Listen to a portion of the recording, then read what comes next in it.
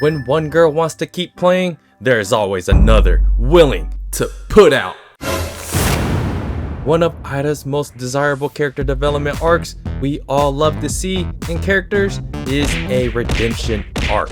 She is that, on top or on bottom of everything. That naughty video of her dad's that showed what she wants to do to Ken, from pink-haired mean girl manipulating delusional bitch to one of the greatest redemptions a character can have, from showing her true humanity behind acrobatic Silky Soul's departure, to apologizing for her transgressions, to truly putting the moves on your boy. Powered by the swallowing and the spitting machine of acrobatic Silky Shiratori Aira.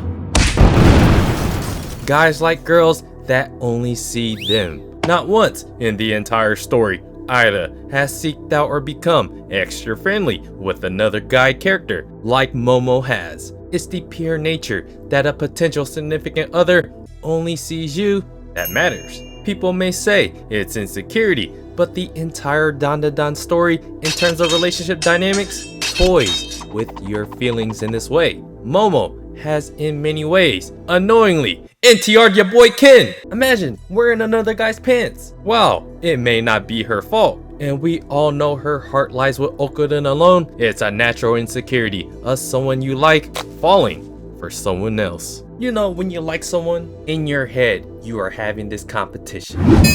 So when an attractive guy like Joji Jin pops out of nowhere and seemingly has every characteristic superior to OKARUN, it's hard to feel like you can compete with that. That is where when Aira comes into the picture, that offers the outright direct approach that Momo and Ken can't offer to each other. What Momo and Ken lack is the ability to just be upfront with their feelings, even fighting like they are already in a relationship, from the accidental transfer of body heat. Leave it to the attractive, popular girl to be the one that toys with all the boys' emotions, manipulating your every carnal desire just to tell your friend that she has him right in the palm of her head. All the while, she helps deliver the most heartfelt episode and moment of all of Dandadan with acrobatic Silky's spiritual departure. From tragedy to tears of real unadulterated empathy, to the core of what being human is all about. Something that alien deities may never understand, as they take what they want by force. Aira is that character with her popularity trope, and how many of the other NPCs view her. It is that acrobatic Silky moment, along with apologizing after helping Momo and OKARUN defeat the alien deities. It really complete her 180 turnaround as a redeemed character. Imagine recognizing your flaws, your wrongdoings, and being able to put out for your boy Ken. That makes her ship with OKARUN seem all the more desirable. She has never been gamed up by anyone else, aka flirting, wearing other dudes' pants, cuddle-waddled. Let other dudes tell her, "You're precious to me." Nah, Aira wants that horny turbo baba golden ball riz. One of the most satirical aspects about Aira's character is her delusions. Dare I say, just typical girl delusions? Dandadan takes this trope about girls that are totally full of themselves in some way. So in this regard, to Aira, she thinks Momo is like some demon kingpin, and OKARUN is her slave in some way. Aira really is playing into the whole satirical magical girl trope of, in the name of the moon, I shall punish you. Except for Aira, it's more like, by the power invested in this golden ball, Get teabagged. That's a specifically recurring character trait about Aira that actually ends up being one of the most fun and endearing aspects about her character, especially knowing that she dropped her Mean Girls act. Now she just be tussling and wustling with Momo, with Aira naturally awakening her powers by touching OKARUN's golden nut. She has some ideal powers that she's acquired from acrobatic Silky. High physical prowess with some ballet flair, she even looks similar to Ken when he turns into horny Turbo Baba. Also, I can't help but think she looks like Ryder from Fate Stay Night, along with her pirouette and shit talking ability. While in form, she might have the best animation when it comes to hand-to-hand combat. She does do the same Momo kick, but can Momo do this?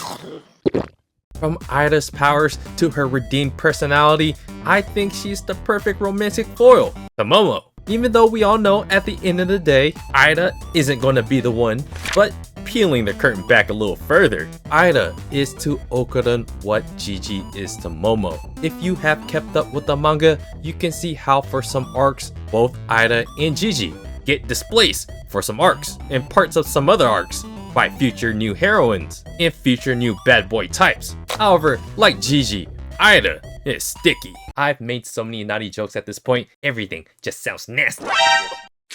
But Sticky Aira is to Ken's golden, not golden balls. I guess this might be some light spoilers for upcoming battles that just involve Aira and OKARUN, and mentioning of characters that will pop up later. So that is your warning. The main theme plot of Dandadan involves aliens and spiritual entities, paired with typical shonen villainous plots, whether it's alien ditties, Reiko Kashima wanting to boink you, or Count Saint Germain doing what alien ditties couldn't. The heart of Dandadan is actually within the character dynamics, their relationships, and how they grow.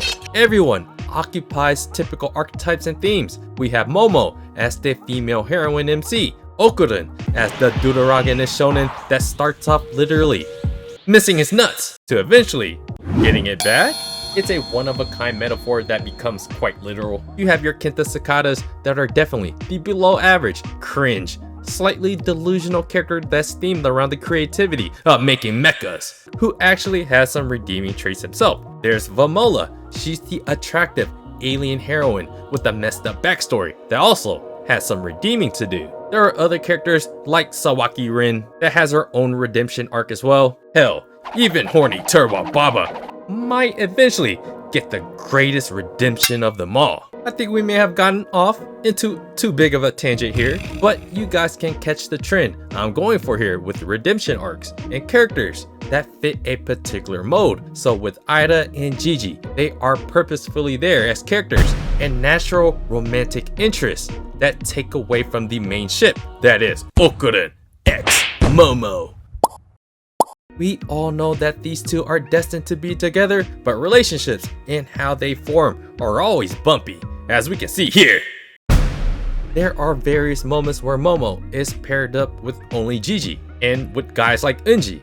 So naturally, Aira gets paired with Ken and Ken only multiple times. This is why I talk about NTR so much, because seeing someone you like with someone else that wants to boink you with relentless body heat, that's 100% unequivocally NTRing us, the audience. In a way, Aira offers like a payback dynamic from things we might be mad at Momo for. Aira offers pure, unconditional love with no NTR. Fighting with the Serpos the first time showed how well Ken and Aira do work well together. Then there was that weird training arc fighting those dead presidents and musicians. Not gonna lie, that training arc kind of came out of nowhere. Like, it was purposely put there just so Ken and Aira can pair up. In the scheme of things, it did have its purpose. Get ready for some trippy animation. That's gonna be a wild fight. Yuki Nobutatsu just spends each arc just doing the opposite to piss off one character from Jiji or Aira shenanigans, just to have Ken and Momo reconcile to almost confess, just to find another way to NTR the other character, to delay the inevitable. It's quite the vicious cycle, but one thing is clear, she's gonna get that Hina treatment.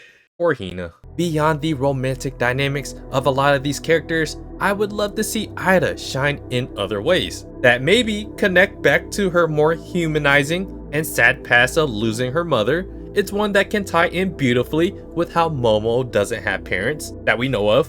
We haven't exactly met Ken's guardians yet either. Wouldn't it be funny if he was actually an alien himself? There's a lot of fun speculation that could go on here that can grow the characters more, a lot of humanizing type of arcs that can potentially be explored. And also, by the time Momo and Ken do officially get together, I would like to see these other characters find a way out where the romantic dynamics isn't exactly the most fascinating thing about their character, or they can just devastatingly give them some heartbreak. However, for characters like Jiji and Aira to work, Momo and Ken must never get together. And operating in that vague space of I got a chance is what keeps the character at its most compelling. Which also begs the question, after Aira redeemed herself and showed how acrobatic silky pirouettes, what really is next for her character? Instead of developing her character, Yuki Nobutatsu just keeps introducing more girl characters. If you're caught up with the manga,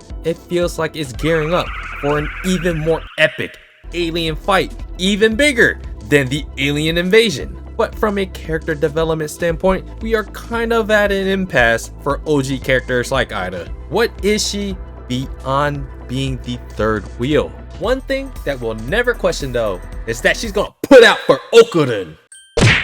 Yeah guys, let me know what you guys think about Aira's character. I think most of us hated her early on, but I think some people could say the same thing about characters like Jiji as well. But over time, they become characters that redeem themselves in some way. I mean, who doesn't love a redemption story? She has some pretty cool powers, and honestly, at this point in the Dandadan story, rather than making the character roster maybe too saturated, maybe use some of these characters to explore in deeper depth. That's just my opinion. I enjoy all the newer characters as well, especially in these like newer arcs. So yeah, let me know what you guys think about Aira. And do me a favor guys, hit the like button if you like putting out. And subscribe to the channel if you guys haven't already. Check out my blog at otakusen.com. And I appreciate you guys watching, and I'll see you guys on the next video.